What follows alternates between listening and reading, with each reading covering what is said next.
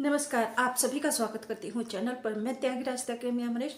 उम्मीद करती हूँ आप परिवार के संग स्वस्थ और सुरक्षित होंगे। इसी कामना के साथ कहानी की शुरुआत करती हूँ। और आज की कहानी दिल्ली एनसीआर से।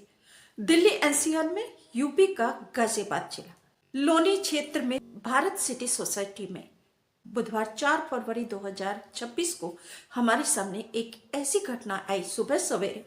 मतलब बहुत शॉकिंग घटना, और इस घटना ने हमें सोचने के लिए मजबूर कर दिया और उन पेरेंट्स को भी सोचने के लिए यह घटना बहुत बहुत अहम रोल निभाएगी जो अपने बच्चों के हाथ में बिना सोचे समझे मोबाइल फोन देते रहते हैं।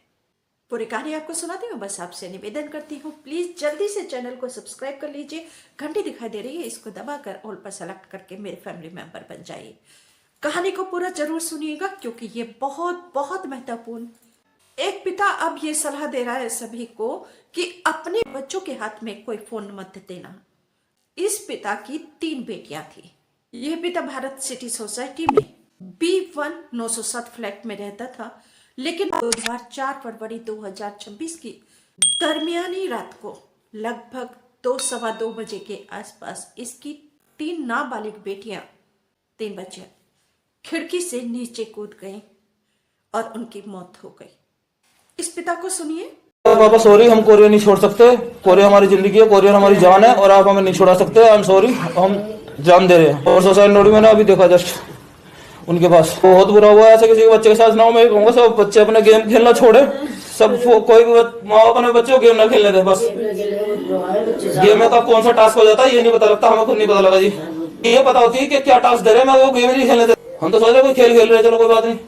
मुंह पर मास्क लगाया हुआ है और इसके चेहरे को, इसके हाव भाव को देखिए कि आंखों में आंसू नहीं है, चेहरे पर शिकन नहीं है, दर्द नहीं है। हालांकि बच्चियों ने जहां पे आत्महत्या की है वहां एक पड़ोसी ने भी आंखों देखा हाल बताया कि जब उसने फ्लैट की लाइट जली हुई देखी रात को 2:15 तो उसको हैरानी हुई और उसने जैसे ही खिड़की से झांक कर देखा तो उसने देखा कि बच्चियां खिड़की खोलकर बाहर लटक रही हैं और वह कुछ कर पाता, बोल पाता कि तीनों बच्चे एक एक करके फटाफट खिड़की से नीचे गिर गई।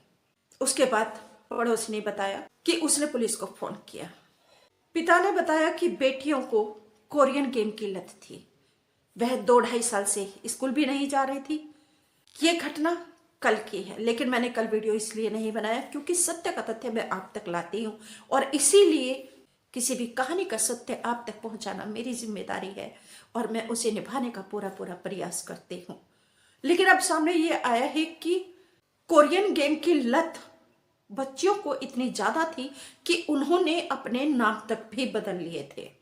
अब यहाँ सवाल ये उठता है कि उन्होंने अपने नाम क्यों बदले और उनको कोरियन गेम की लत क्यों लगी। पिता ने यह भी बताया कि उसने अपने बच्चियों को धमकी दी थी। वह हर समय 2-3 साल से गेम ही गेम खेल रही थी कि वह उनकी शादी कर देगा। इस पर बेटियों ने कहा कि वह शादी इंडियन को पसंद नहीं करती, वह शादी करेंगी तो कोरियन से ही करेंगी। और बेटियों ने, तीनों बेटियों ने एक सुसाइड नोट लिखकर भी छोड़ा जिसमें उन्होंने सॉरी पापा लिखा है, एक इमोजी बनाई है पेन से ही रोते हुए कि इमोजी के दोनों साइड उन्होंने लिखा है। एक साइड लिखा है I am really very sorry, दूसरी साइड लिखा है सॉरी पापा। देखिए ये सुसाइड लेटर है। उन्होंने 8 पन्नों की जो एक डायरी होती है, छोटी सी पॉकेट डायरी, उसमें अपनी बात लिखी है और लिखा है कि उसे पूरा पढ़ लेना। 3 बेटियां 16, 14 और 12 साल की। बड़ी बेटी 16 साल की निकिता, 14 साल की प्राची और 12 साल की पाखी। इन तीनों ने अपना नाम बदल लिया था। गेम में मंझली बेटी डेथ कमांडर का रोल निभाती थी। इन लड़कियों ने मोबाइल के थ्रू ही कोरियन भाषा सीखी और ये लड़कियां अपने आप को कोरियन ही समझने लगी थी और ये कोरिया जाने की अपनी प्लानिंग कर रही थी। लेकिन पिता के दबाव के चलते इन लड़कियों ने सुसाइड कर लिया। इन बच्चियों से जो पिता ने फोन लिया था उसके बारे में इन बच्चों ने लिखा कि हमने कहा था हमसे हमारी जान मत छुड़वाना, तुमने हिम्मत कैसे की हमसे हमारी जान छुड़वाने की। नोट के ऊपर भी लिखा हुआ देख सकते हैं, ट्रू लाइफ स्टोरी, यानी जिंदगी की सच्ची कहानी इन्होंने लिखी है। मंझली बेटी प्राची जो डेथ कमांडर का रोल निभाती थी, वह अपनी बाकी दोनों बहनों को टास्क देती थी। दोनों बहनें ही टास्क पूरा किया करती थी। तीनों बेटियों का फोन छिन जाने के बाद इन्होंने सुजाता का फोन इस्तेमाल करना शुरू किया और उस पर ही ये कार्टून देखती थी और जो कोरियन लैंग्वेज है वह सीखती थी, कोरियन गाने सुना करती थी। यानी कि ये लड़कियां कोरियन कल्चर के प्रति इतनी आकर्षित हो गई कि इन्होंने इंडियन से नफरत करना शुरू कर दिया। ये लड़कियां, ये बच्चियां अपने परिवार के अलावा बाकी किसी से भी कोई संपर्क नहीं रखती थी। जैसे कि बच्चे आस पड़ोस में बोलते हैं, संपर्क रखते हैं, किसी से बातचीत करते हैं, तो ऐसा इनका किसी से भी कोई भी वास्ता नहीं था। इन तीनों बहनों ने अपने नाम भी कोरियन ही रख लिए थे। मारिया, एलिजा और सिंडी ये अपने आप को कोरियन ही कहलाना चाहती थी। कोरियन लव गेम इन बेटियों के लिए जानलेवा साबित हुआ। परंतु क्या सिर्फ ये बेटियां ही जिम्मेदार हैं अपनी मौत के लिए, या कहीं ना कहीं जो इनकी पेरेंटिंग है, माता पिता भी जिम्मेदार हैं। माता पिता की बात मैं आपको बताऊं, जो इनके पिता है चेतन कुमार, उन्होंने जो बताया ठीक है, लेकिन उनकी फैमिली में पानी लेने के बहाने गई है सर। उतने में मेरी वाइफ ने चिल्लाया, डॉक्टर गेट लगा लिया, गेट लगा लिया। मैं आया, मैंने देखा क्या गेट लगा लिया। इतने में सर आवाज आ गई धपकी। मैंने कहा गिर गई कोई सी। मैंने यहाँ से तो लोग था, मैंने अलमारी खींची, झाँका सर एक बच्ची नीचे पड़ी।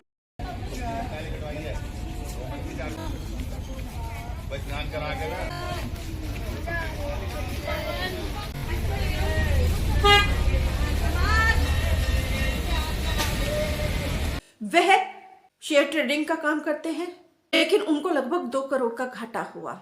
आर्थिक स्थिति कमजोर हो गई, बहुत कमजोर हो गई, कि स्कूल की फीस भी नहीं दे पाते। और साथ ही साथ बच्चियों के पिता चेतन कुमार की 3 शादियां हुई हैं, जिसमें से 2 शादी वैलिड हैं, एक पत्नी के साथ, लेकिन पत्नी के बच्चे नहीं हुए तो उन्होंने पत्नी की छोटी बहन से शादी कर ली। जब छोटी बहन से शादी हुई तो उसकी फिर 2 बेटियां हुई, उसके साथ ही फिर पत्नी के साथ भी पहली पत्नी से भी बेटी हो गई। ये तीनों बेटियां सुसाइड करने वाली वही हैं, दोनों पत्नियों की बेटियां। उसके बाद चेतन कुमार अपनी तीसरी साली को भी साथ रखने लगा, पत्नी की तरह ही। पता चला कि बेटियों के सुसाइड करने से पहले घर में झगड़ा हुआ था। ऐसा पड़ोसियों ने भी बताया कि उनके घर से झगड़े की आवाज आ रही थी। पहली पत्नी लड़ाई झगड़ा करके अपने मायके में भी चली गई थी, तो उसे मनाकर चेतन कुमार लाए थे।